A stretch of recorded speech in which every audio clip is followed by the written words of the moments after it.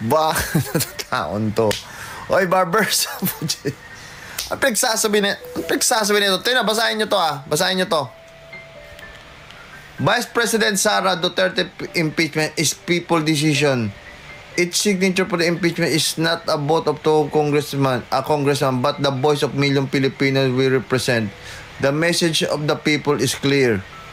We need answers. Ano ba to? Hoy, barbers! Yung mga congressman na pumirma, wala po yan talagang choice. Yung iba dyan, wala talagang choice. Yung iba talaga, mukhang pera yung iba dyan. Yung iba, wala na po talagang choice yan. Dahil nga, sabi nung isang sa Cagayan de Oro, yung representative nila, yung congressman nila doon, pag hindi ka kasi pumirma, magiging opposition ka. So, ang iniisip niya daw, yung mga humihingi ng tulong sa kanyang opisina. Yan ang problema sa inyo, mga congressman. Bakit nila hindi niya i-allocate yung mga pera nyo sa mga ahensya para doon na pumunta mga tao, hindi na pumupunta sa opisina nyo, papipilain nyo ano pang gagawin nyo, ha? Dapat, nilagay nyo na lang yan sa malasakit center, lahat ng pera na lagay nyo sa para hindi na yung mga tao pumunta sa opisina nyo, para pahirapan nyo. Yan din ang problema rin sa inyo Tinatulad yan, mabuti pa si Richard Gomez, ha? May paninindigan, si Congressman Hataman, may mga paninindigan. Ang iba dyan, pera ang habol. At ikaw, barbers, hindi po people's choice yung sinasabi mo. Ikaw yung balat sibuyas na ewan. Tapos ikaw pa yung matapang na, matapang ka rito. Diyan may labas. Sus, barbers. Tagal-tagal na yung lugar nyo. Hindi naman uminlad yung lugar nyo. Kayo lang umuunlad dyan. So yun lang mga kabalbas. Magandang gabi sa inyo lahat at magandang umaga sa mga bayani nating OFW. Hindi po people choice, hindi po ang sinasabi nito, hindi po totoo yan. Hindi po totoo yan, okay? So, yun lang. Yun nga, sinabi ko nga mga congressman, ha?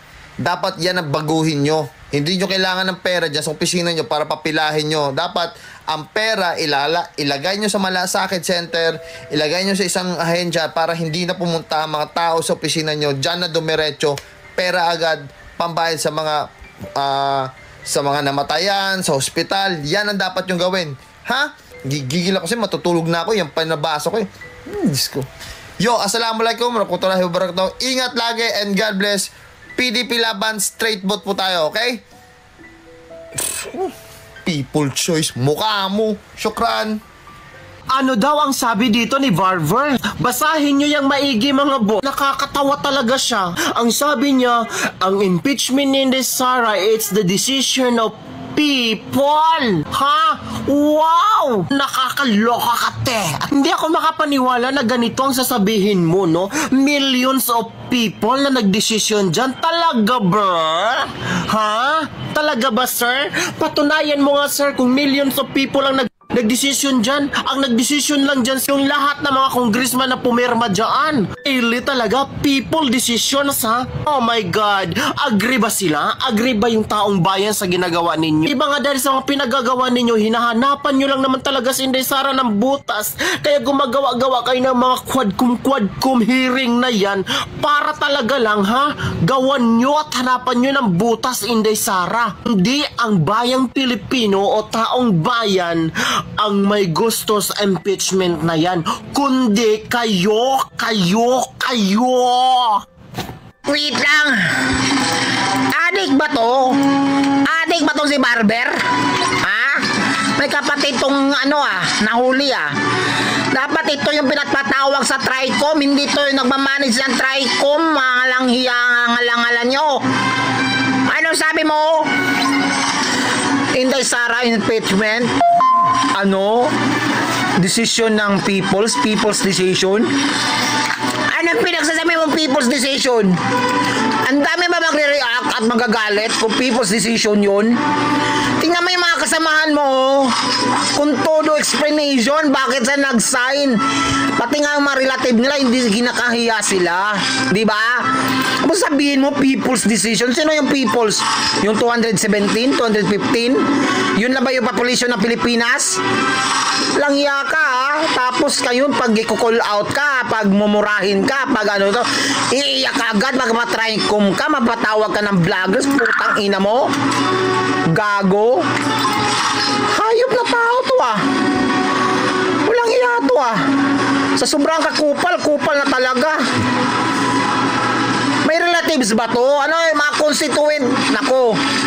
Kung saang lugar to? Saang lugar ba to? Saan lugar tong representative na hayop na barbers na to? Hoy Ace! Ang pangit ng pangalan nun. Ace ka pero ang bobo mo. Hindi bagay sa'yo yung Ace. Kasi Ace dapat top notch yun. Matalino. Ikaw. Diyos ko. Kahit kuko wala ka. Wala ka sa kalingkingan. Kahit ako nga hindi bogado. Mas matalino ba sa'yo? Dahil ikaw, bubo. Anong people's decision pinagsasabi mo? Sampalin kita ka ng tutoy ko. Ano gusto mo? Kung sino man tong kasang lugar to, yung mga constituent, di ba kayo naiya? Bumote kayo ng bobo. Oh, hindi daw to yung tatakbo. Sabi niya, hindi daw to siya tatakbo. Magpa-farm daw siya. O baka may mga relatives to, kaanak, kapamilya, asawa, anak na tatakbo. Uy, huwag nyo nang iboto. Alam na yun na. Kasi kung anak, like father, like son, ganun din yun. Like father, like daughter, ganun din yun. Lalo na kung asawa, pa-er-er yun. Diba? Kung relatives naman nun, kapilyedo, nako, kasing blood lang yan. Blood is thicker than water. Oh, ina, ang kabubuhan nito. Kupal, oh. Grabing kakupalan. Dapat ito yung patatawag sa Tricom, fake news. Fake news kang gago ka, ha? Maayos ka. Kupal ng mukha nito, oh. Malaki na yung angalangalan nito, oh. Hayop people's decision. Nag-off ka ng comment sa page mo eh. Parang wala kang makbasang bad comments, no? Kasi ang daming nag-bad comments sa'yo, kaya nag-off comment ka sa page mo. O ngayon sasabihin mo people's decision. Kasi kung people's decision, tama na dapat pinagpipraise kayo. Oy, congratulations Ace Barber. Congratulations Tricom. Congratulations Quadcom. Congratulations mga representative. Pero anong nangyari ngayon? Lahat ng pumirma, wala nga nag-praise sa kanila. Pero nung hindi pumirma, may nag-praise sa kanila mga relatives. Pero kayo nang pumirma, wala. Kasi tingin na sa'yo, kahit kapamilya nyo, wala kayong kwenta. Yun. Walang people's decision pinagsasabi mo. Sabi ni Barbers, Vice President Sara Duterte's impeachment is people's decision. Naniniwala ba kayo doon? Ilang mga congressman sa Mindanao o sa Kabisayaan ang nakaranas na ngayon ng hagupit ng sambayan ng Pilipino. Tulad no si Alan Ecleo, no, na tinapon niya yung mic niya, napikon. Dahil merong isang netizen na sumigaw ng pirma pamor. 32 million ang bumoto sa ating VP Sara noong nakaraang eleksyon, no? Presidential and Vice President election, 32 million. So wala pa dun yung mga undecided, no? Tapos sasabihin ni Barbers, people's decision. Dahil lamang sa akusasyon nila na 125 million na dispalko niya. Alam naman katotohanan yun. Well, kung ganun na rin lang, kung may impeach siya doon sa 125 million na yun, confidential funds na yun, bakit hindi na lang natin tingnan ang confidential funds ng ilang mga LGUs, ng ilang mga ahensya? Umpisahan natin sa president. Ang president natin ngayon may 5 billion confidential funds. Di ba? Hanggang sa pinakamaliit, no? Bakit hindi natin tingnan yun, yung mga confidential funds nila? Ay, napakaraming problema ng Pilipinas. Bakit ganitong mga puro awayan ang nadidihado dito, mga sambayan ng Pilipino? Sa imong giingon Barbero nga, ang pag-impeach ni Madam Sara kagustuhan sa mga tao, nayabag ka? Kita niyo mga reaksyon sa mga tao? Naghalasulit naman siguro ka? Diango-ango na ka? Nayabag naman siguro ka? Tawanan ka? Ikaw mahilig ka sa kwentong Barbero Bagay yun sa mga plido. Buwang ka ka, kita din ako sa mga tao na nasuko kay impeach si Madam Sara. Kabalo ba kang kami? Daghan kami yung butar niya, i-impeach lang ninyo. Pila ra mo kabo? Wa mo na minaw sa katawhan? Tanay mong utok ba, Barbero? Sama na ka na ni Dato Adlaw. Nangayabang na yun siguro mo na mga taga-Surigao. Ano yun, tarawan ng kuano? Naadas na sa Encantadya. Yung mga katawan mo na, di ba? Taga-Surigao mo na. Kababayan man mo na. Nangaunsa naman ito ng utok ninyo dito sa Surigao, oy. Nadaot naman siguro mo, siguro mo adik-adik diya. Pagtarong taon mo, oy. Naunsa naman taon na inyo ang lugar, oy.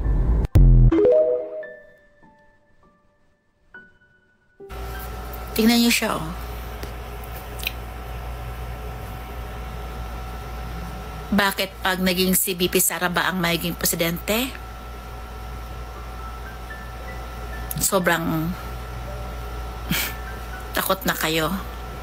Dahil hindi kayo makapag-corrupt.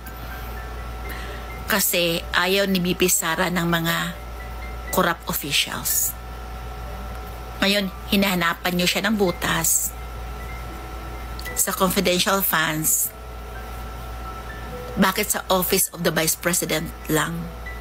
Bakit hindi sa unang-una sa Office of the President? Kasi nandun yung malaking halaga. Sobrang laki ng halaga na questionable. Sa House of the Representative, DPWH, sa ibang ahensya ng gobyerno. Bakit sa OVP lang kayo nakatuon? Kung gusto niyo talagang yung mapapanagot yung talaga yung totoong nagdulustay sa kaban ng bayan, bakit sa OVP? 'Di ba confidential funds nasagutin ng COA, pero pilit nyo pa rin ginigiit yung confidential funds na yan. Hindi makatarungan yung impeachment nyo kay BP Sara. Mahal siya ng mga tao. Binoto namin si Inday Sara. 32 million kaming bumoto sa kanya. Binabaliwalat ninyo ang boses namin na mga mamamayang Pilipino. Isang malaking insulto yan sa amin. Para ano pa at may eleksyon? Nilagay namin kayo dyan sa posisyon ninyo. Akala namin kayo na ang alam mo yun, makakasagot. Kayo na ang kasagutan ng kahirapan na sa tulad namin na ordinaryong mamamayan lang. Pasensya na po sa akin Tagalog kasi Bisaya po ako. So, tinagalog ko lang para iba kasi hindi nakakaintindihan Bisaya. So, medyo talaga hirap. So, yun na nga. Hindi ninyo nirespeto ang boses ng taong bayan. Ang boses ng 32 million na bumoto kay BP Inday Sara. Nagdesisyon kayo. Impeach siya dahil ayaw niya sa mga corrupt officials. Dahil nga kayo mga corrupt. Lahat ng pumirma sa impeachment ni BP Inday Sara, lahat ang iniisip nyo lang yung kapakanan ninyo. Mga greedy kayo. Hindi kayo nahihiya. Mga naugkwarta. Binibenta nyo na ang inyong yung pagkatao nyo kahit ang baluslus dahil lang sa pera para pirmahan yung impeachment ni BP Inday Sara. Di ba kayo nahiya mga kongresista dahil sa pera? Isang mabuting nilalang ginagawa nyo ng butas. Alam nyo, si BP Inday Sara lang ang mga Duterte lang nakita namin talagang may malasakit sa bayan. May totoong serbisyo para sa kapakanan ng mga ordinaryong mamamayan. Kayo, anong ginagawa ninyo? Kapakanan ng sarili ninyo. Yun ang iniisip ninyo. Greedy kayo. Greedy. Ever magtatagumpay ang kadiliman. Never magtatagumpay ang kasamaan sa kabutihan. Tandaan niyo yan. Mabuting tao si BP Inday Sara kasi walang iniisip yan kundi ang kapakanan ng ordinaryong mamamayan. At sana, pagdating sa Senado, sana hindi kayo kampo ng kadiliman. Huwag kayong padadala sa pera, sa suhulan ng Marcos administration. Gawin niyo ang inyong trabaho kasi nilagay namin kayo dyan para sa amin, para sa kapakanan ng taong bayan. Isipin niyo, harap-harapan na kaming iniinsulto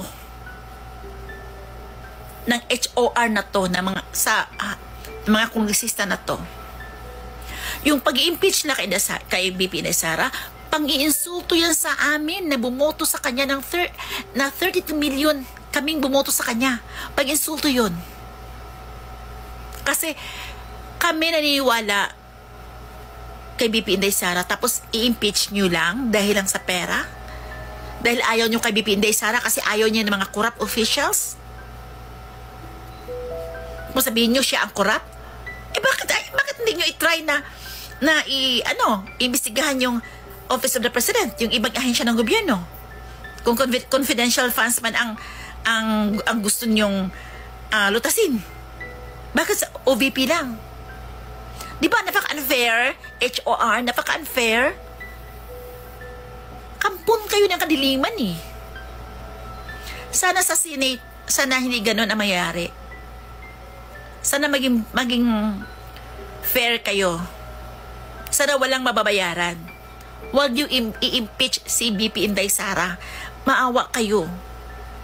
Siya lang yung siya lang yung hope namin. Tulad sa amin na mga mahihirap.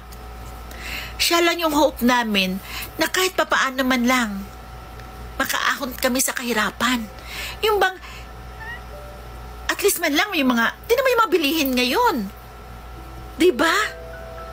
Sobrang mamahal na. Imbes yun ang pinagtuunan nyo ng pansin. Yung mga bilihin ngayon, sobrang mamahal.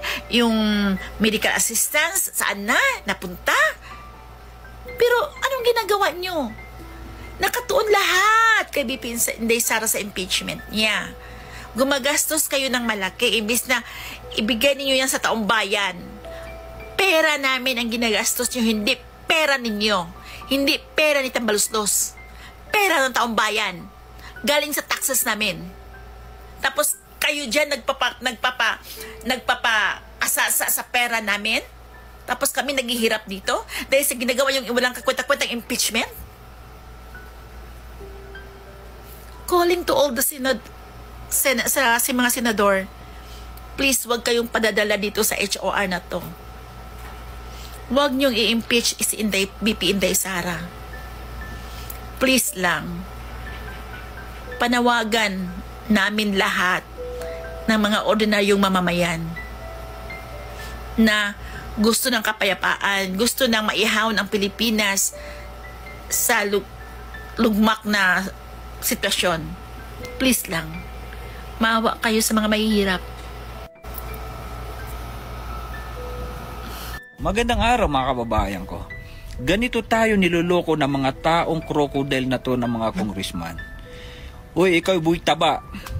Alam naman ang sasabihin mo, panis yung paninda mo. Siyempre sasabihin mo, fresh yung paninda mo. Kaya ka nagsisinungaling. Damit pa lang o tingog party list. Ibig sabihin, tao ka talaga. Itambaluslos. Talagang ipaglalaban mo si Tambaluslos. Dahil siya nagpapakain sa'yo. Nakita mo, namamanas na yung... At saka ang taba-taba mo, ang cute-cute mo. Para kang silulong. Kaya mga kababayan ko, huwag kayo nagpapaniwala sa mga tao na to, ang mga tulunggis. Ingatan natin sila dahil silang kumakain ng pera ng sambayan ng Pilipino. Naku, huwag kami. Cute-cute mo, lolong. Mag-file ng cases no ang ating etong petitioners natin, kahit yung mga kasamahan natin sa Kongreso. At dahil ito na naging isang usaping legal, mas mabuti siguro na antayin natin kung ano yung mga paratang na nilagay nila doon sa petition nila. kung ako ho ang tatanungin nyo, ito po'y klarong diversion lamang sa mga issues. Kasi kung iisipin mo, ang tagal na nilang pinag-uusapan yung budget, bakit ngayon na nila naisipan mag-file ng cases pagkatapos na i-transmit ang impeachment sa Senado. So clearly there is an effort to downplay the move of the House to transmit the impeachment to the Senate and also divert the attention ng ating mga taong bayan ukol sa totoong issue na dapat sagutin ng kabilang kampo. Mga boss, hindi pa rin talaga ako makakagit over dito sa aming congressman dito sa may Southern Leyte, mga boss. Yan po si Congressman Kukuyap ng Southern Leyte, mga boss. Grabe, ang traidor ng Southern Leyte. Grabe yung tao na yan. Pumunta pa ng Davao City yan para mag-o-taking sa kanyang pagka-congressman doon sa may City Hall ng Davao City. Dumayo pa talaga yan, tao na yan. Napakakapal ang mukha talaga. 6 na taon yan na nakipag-fist bump kasama ang mga Duterte. Pero ano nangyari? Number 60, pumirma ka. Congressman Kukuyap, 2nd District ng Southern Leyte. Saan ka humugot ng kapal ng mukha, sir? Saan ka humugot ng kapal? Di ko alam. Sobra, grabe ka. Di ka nahiya. Tapos ngayon may gana ka pang pumunta sa mga barangay-barangay at para mag-explain sa imong side, ganun mimpirma ka, usa sa imong rason. Usay rason nimo. Kasi nga, para hindi ka mahirapan humingi ng pondo doon sa taas. Para ba ano? Para sa mga ayuda mo. Ganon. Pangbigay mo. Hindi yun rason, mga boss. Hindi yun rason. Kung talagang loyal ka sa imong nasasakupan, dapat nag-represent ka sa ilang mga tingog. Dili kay ang imong kaugalingong interest lang ang imong gina-represent. No? Kabalo ka ba kung unsa ka kusugang, unsa ka sulid o kaloyal ang taga Southern Leyte pag-support kay Inday Sara? Wala mo ginahuna na. Wala mo gi-consider ang imong mga nasasakupan. Imong kaugalingon lang. Imong kaugalingong bulsa siguro ang imong gina-consider, no? Oh, irason mo na para dili mahirapan ang imong distrito pag ano og mga pondo para sa imong distrito. Ano, tanawa si Richard Gomez sa Ormoc City, wala sa may pirma. Kung sa isulti ni Richard Gomez, padayon lang ta sa atong trabaho, mga boss. Sabi ni Richard Gomez, padayon lang ta sa sa atong trabaho sa Kongreso, bisan gamay ato kwarta. Kay daghan man og pamaagi para makahatag og di kalidad na serbisyo. Kana mo'y tao na may naay paninindigan, dili parihan nimo. Dili parihan nimo naong kag kwarta. Mo na hunahuna. Kaya suko kay nimo. Ayaw karon kasunod eleksyon ay naman katingala ha. Ayaw katingala, dili ka matingala nganong dili nakakadaog. Mao na akong ikasulti lang. Mga taga Southern Leyte, kabalo na ta. Kung say buhato na to anang tawhana. Ang traidor ng Southern Leyte, Kukuyap. Timanin ninyo.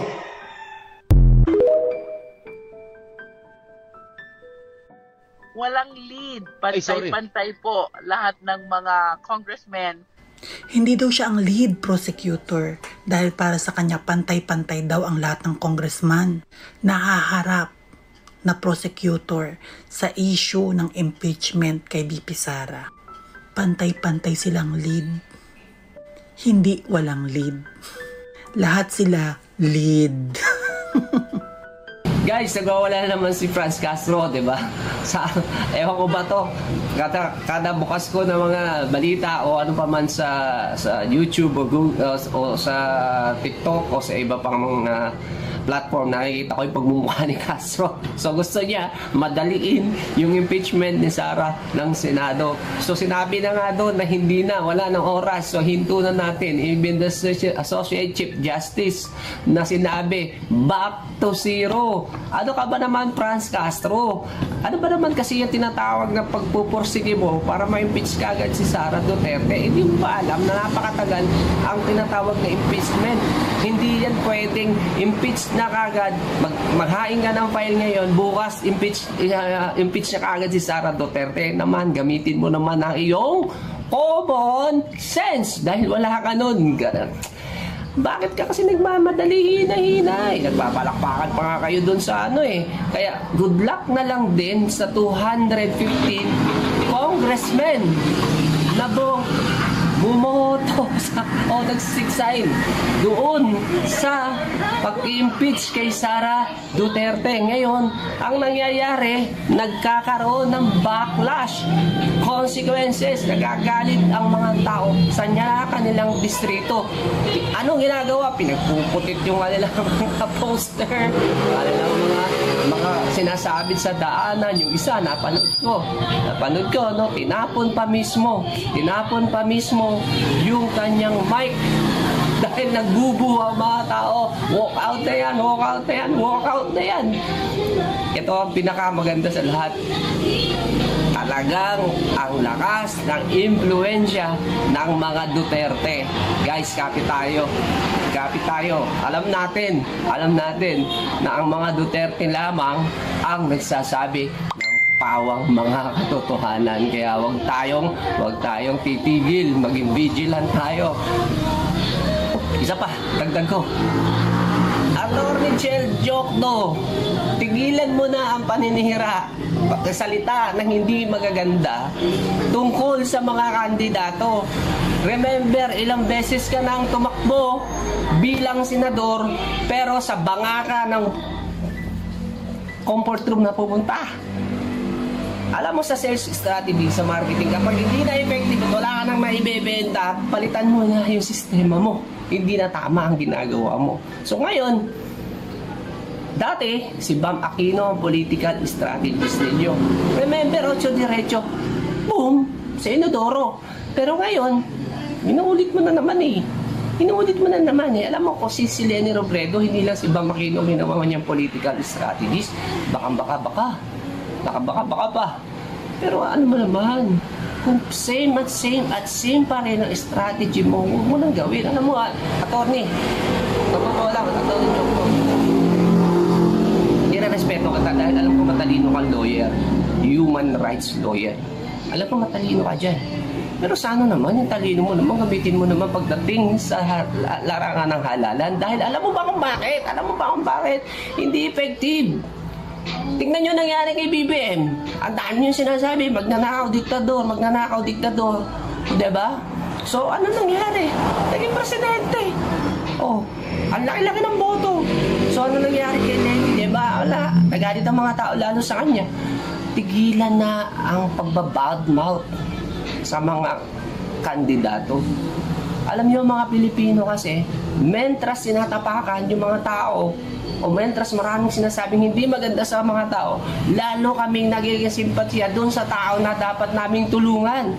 At dahil naawa kami, dahil nagustuhan din natin yung budol na BBM, nabudol kami ni BBM, akala naman namin kasi itutuloy niya yung mga adhikain. Saka nakikita namin sa mga rally-rally niya, mga ano na niya, diba? Goosebump pa nga ako minsan dahil nakikita ko parang mawawa ko kay BBM, pero yun pala Ms. Mariosec acting.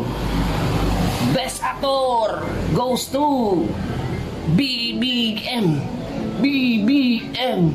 So anong Pilipinas ngayon? Away, file.